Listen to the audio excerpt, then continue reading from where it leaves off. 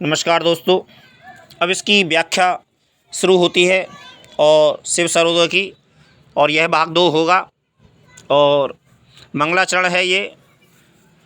तो इसमें श्री शंकर जी पार्वती तथा गणेश जी को प्रणाम कर इस अनित्य विश्व के उद्धार करने वाले गुरु एवं परमात्मा का मैं भजन करता हूँ। देवी उवाच। माता पार्वती ने कहा, हे देवों के देव महादेव, संपूर्ण सिद्धियों को प्राप्त करा देने वाले श्रेष्ठ ज्ञान का उपदेश आप मुझको कृपा करके दीजिए।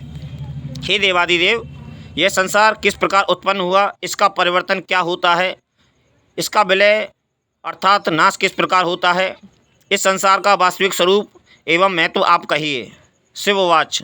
महादेव जी ने कहा, हे देवी, यह संसार तत्वों से उत्पन्न हुआ है और उन तत्वों के द्वारा ही इसका परिवर्तन, पालन एवं उन्हीं में नाश भी होता है। इस प्रकार यह संसार के विषय में निर्णायक उक्त तत्वों के द्वारा भी होता है। देवी उवाच। माता पार्वती जी ने कहा, हे महेश जी, ज्ञानी तत्ववादियों ने जिनको तत्वों का स्वरूप यथार्थ ज्ञात है, निश्चित किया है कि इस संसार के मूल तत्व ही, अतः उन तत्वों का स्वरूप क्या है, इसको कहिए और उस तत्व को प्रकाशित भी कीजिए। शिववाच। महादेव जी ने कहा, जो एक निर्विकार नित्य एवं आकार रहित परमात्मा है, उससे आकाश तत्व की उत्पत्ति हुई और आकाश से वायु से तेज अग्नि की उत्पत्ति हुई और तेज से जल की एवं जल से पृथ्वी की उत्पत्ति हुई। इस प्रकार ये पांचों तत्व विभिन्न 5 प्रकार से इस संसार में फैले हैं। उक्त पंच तत्वों के द्वारा ही यह संसार निर्मित हुआ है। उन्हीं तत्वों के द्वारा इसका पालन एवं उन्हीं में इसका विलय नाश भी होता है। उन्हीं पंच तत्वों में भी फिर यह रमता है। हे सुंदरी, उक्त पंच तत्वों से बने हुए एवं पंच तत्वों से परिपूर्ण इस शरीर में सूक्ष्म रूप से पांचों तत्व विद्यमान हैं। उन सूक्ष्म तत्वों को तत्वज्ञानी योगी ही जानते हैं। अब शरीर में स्थित अकार आदि स्वरों के उच्चारण में कारण जो मुख्य स्वर है, उनको हम कहते हैं। उक्त स्वरों के ज्ञान के द्वारा हंस 4 अर्थात श्वास को लेते समय सह और श्वास को छोड़ते समय अह, इस प्रकार का उच्चारण होकर उसे भूत, भविष्य और वर्तमान काल का भी ज्ञान हो सकता है। गुप्त से भी गुप्त, अत्यंत गुप्त ऐसे सार ज्ञान एवं लाभ उपकार को प्रकट करने वाला सर्वोदय का ज्ञान सभी ज्ञानों में श्रेष्ठ है। यह सर्वोदय ज्ञान यद्यपि सूक्ष्म से भी सूक्ष्म है, फिर भी यह जानने में सुलभ और सत्य का ज्ञान कराने वाला है। यह नास्तिकों के लिए आश्चर्य की वस्तु है और आस्तिकों को सहायता देने वाला। शिष्य लक्षण का शांत शुद्ध सदाचारी, गुरु भक्त, दृढ़चित्त और उपकारों को मानने वाला कृतज्ञ शिष्य को ही इसे सर्वोदय का ज्ञान देना चाहिए। दुष्ट, दुर्जन, क्रोधी, नास्तिक, गुरु पत्नीगामी, शौर्यहीन, दुराचारी और मूर्ख शिष्य को इस स्वर का ज्ञान कभी नहीं देना चाहिए। हे देवी, तुम शरीर में रहने वाले इस उत्तम ज्ञान को सुनो।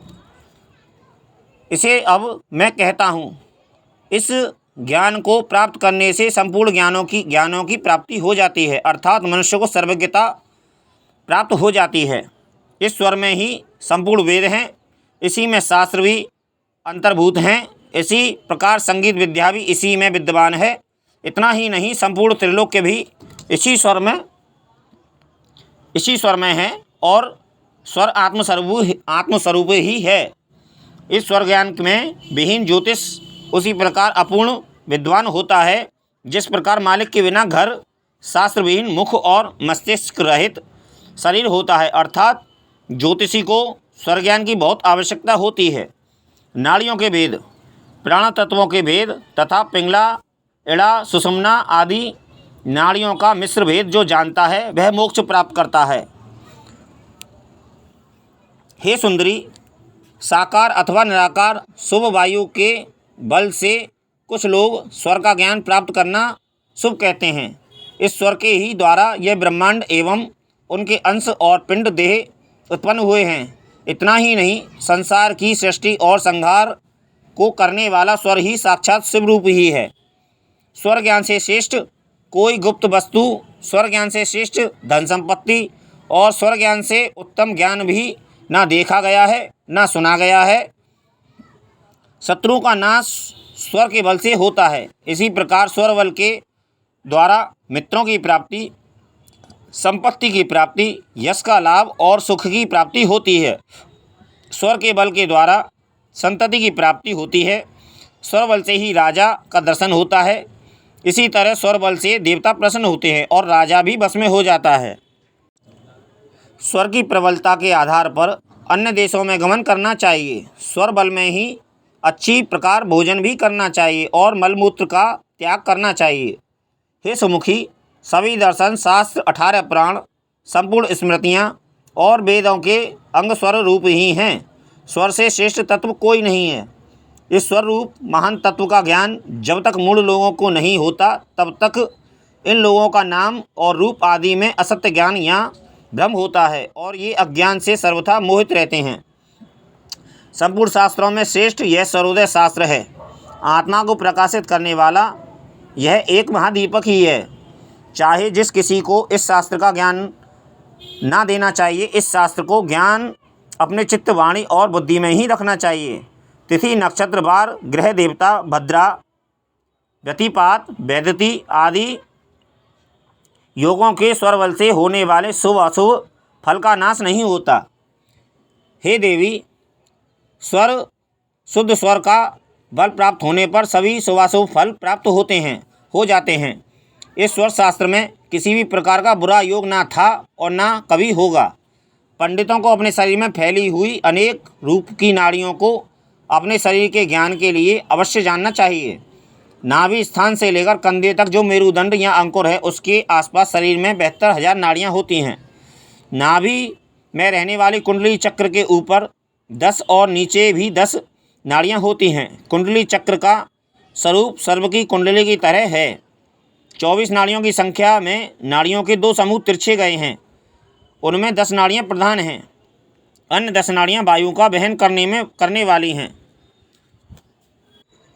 ऊपर नीचे तथा तिरछी नाड़ियाँ वायु और शरीर की आधार हैं।